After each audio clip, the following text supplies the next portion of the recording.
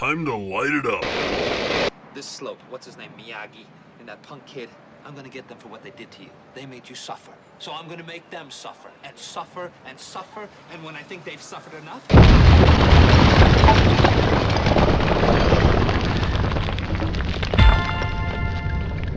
Here we go, back on Franchise Fridays, and our franchise for this Friday that we've been continuing is The Karate Kid. Ralph Macchio, Pat Morita, a John G. Avildsen film, The Karate Kid, Part 3. We started this because of Cobra Kai, and now we are on Karate Kid Part 3. And I know this is going to shock you, it shocked Vince, and he almost popped when I told him, because Vince pops a lot. What are you talking about? What am I talking about? Yeah, what? Was the fact that I've never seen this movie. I know. Believe it or not, I sat down and watched this, and I'm like, I don't think I've ever seen this movie. And my wife's never seen it either. And I watched that whole entire thing, never seen this movie before. I guess it shouldn't shock me that you haven't seen this because you don't, you know, I don't know how many of these Franchise Fridays we've done that you come back and go, well, I don't remember this. It's like watching it the first time. So I think what it was when I saw the second one, I wasn't crazy about it. I guess back in when I saw it. So when the third one came out, I just didn't go see it. And I don't remember what I was doing at the time, obviously, or how old I was. I was probably in teenage years still. And I don't know, it was just one of those things like, oh, you know, they got another one out. So, you know, I didn't like the second one. I'm not going to go see a third one. So, and then of course when I just watched the second one, I actually really enjoyed the second one. So it was weird. It was almost a little bit embarrassing because as much as I liked the Karate Kid, I missed one. At some point I missed this movie. So yeah, and it was weird watching it because here's all these characters, you know, and it's like, how did I miss this exactly? I don't know. It was just a weird experience watching it. Well, I've mentioned over the years talking to people about Karate Kid Part 3, and they're like, yeah, that's the one with the girl, right? And it's like, no. It's like they've seen the fourth one, but they don't remember this one. It's weird. It's very odd. But this movie came out in 1989, so you were probably about the same age as I was, and that was 18.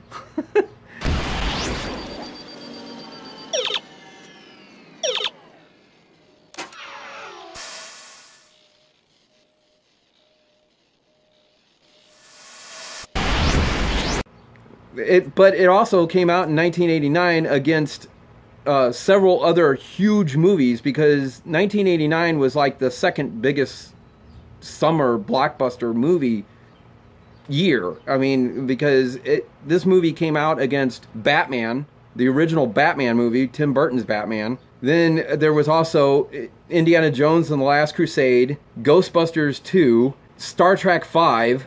I mean, there was like tons of big blockbuster films that were coming out that year. And this one was right in the middle of all that, along with UHF, Weird Al Yankovic. Now, you mentioned all those movies. I remember where I was and when I went to go see Batman. I remember where I was when I went to go see The Last Crusade. I even remember going to see UHF that year. And I remember all that. So at that point, I can truthfully tell you, I don't have any memory of Karate Kid coming out at that point. None. I have zero memory of it. Even though it came out that year, 1989, I saw Batman, I saw Ghostbusters 2, I saw Back to the Future 2 didn't come out until later, into November, but that was another big blockbuster that came out that year. So, and I saw all those movies at the theaters. I didn't get to see this one at the theater. I didn't get to see it until it actually came out to VHS. But when I got to watch it, I actually enjoyed it. And I know a lot of people, when it came out that year, they didn't like it. They didn't care for it, or it's getting old, he's getting old, you know. the story's getting old, so I don't think it got a lot of recognition. And I think now, looking back on it years later, watching it now, it's got a little more of a following than it did when it came out. Okay, so as a first-time person watching this, I can tell you, Vince, I didn't like it that much. I really didn't. I just did not like it as much as the first two. I didn't like the story. I didn't like where it went. I didn't like the acting. I thought the acting was really bad. Not so much with the two main characters, not with Daniel or Mr. Miyagi, but with the bad guys in the film. I thought it was terrible. I thought they were horrible. The guy's like, I know. I'm evil! You know, it's like he overacts. Well, I'm evil! Hey, I like that. Oh, I like that, Johnny. I'm gonna use that. You know. That's how he acted in the movie. He was terrible. He overacted everything he did. As much as everybody complained about it, it was like, I watched it and I was like, I don't know. I didn't like it as much as the first two films, but I didn't hate it either. I thought it was all right. I thought it was, you know, I liked it. I liked where the story went, sort of, except that once again they wrote out his girlfriend and they wrote in somebody else that could possibly be his girlfriend but ends up not being his girlfriend, and I think I thought she did okay, but I get what you're saying about like Terry Silver and Mike Barnes. Let's show him what I'm talking about. Nobody's talking about shit, Ed. Let's show Mr. Kreese how he's gonna get his business back. Hey, I'm not gonna fight. You can't make me fight. You don't have to. You can just stand there and let him kick your ass. And all, you know, they brought those guys in and they weren't that great of actors, but I did like their characters in the movie. Well, I can tell you my biggest problems with the film, and there's actually two really, really big problems, is here you get Danielson, or Daniel. I call him Danielson, but here you get Daniel. And, you know, he's a cool kid in the first movie. He's a cool kid in the second movie. In this, he becomes the jerk. And kind of like what they did in Cobra Kai, but they did it much, much, much, much, much better in Cobra Kai than they did here. He went against everything that Mr. Miyagi taught him.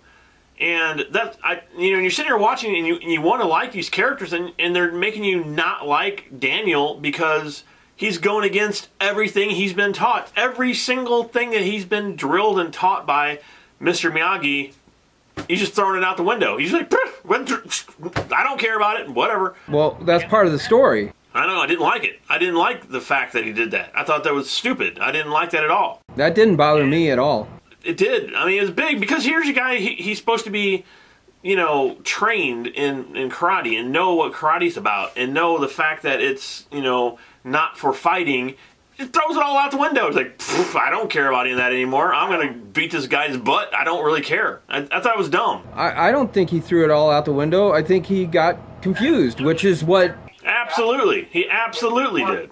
Yeah, he went off the track. I mean, it was by design because Terry Silver is trying to manipulate him and make him believe that Kreese was dead and all these, that, you know, that he's a good guy and he's going to show him a new way of fighting and all this. And so he believes that he's learning more when actually he's being manipulated. And I liked it. That's the other big problem. This guy came up with this ridiculous, complex plan on getting him to become evil. And it was funny. I know. Well, I'm evil! Hey, I like that. I'm evil!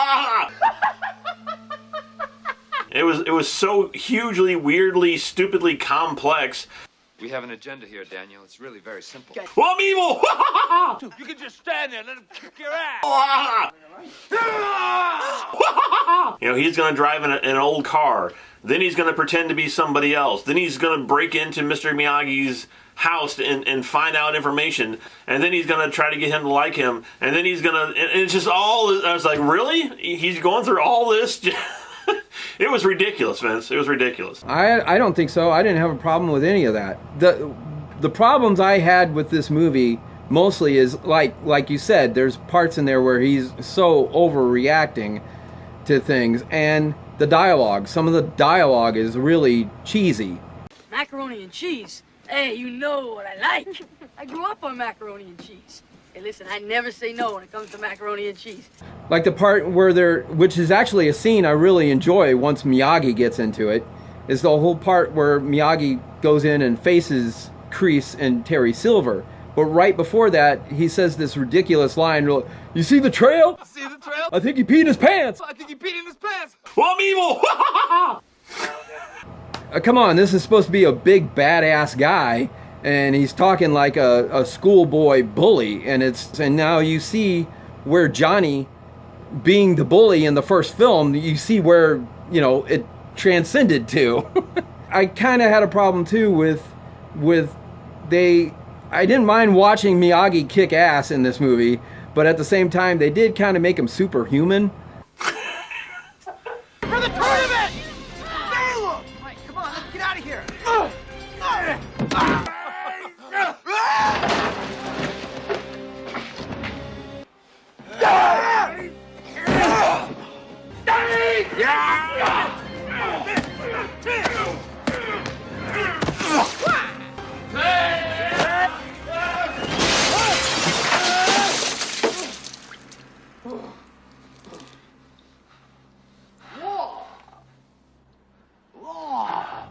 But I mean, I didn't mind watching Mr. Miyagi go at him either, because that, you know, Miyagi's smart, and that's the difference there, is that he even says it in the first film. It doesn't matter who's stronger, it matters who's smarter.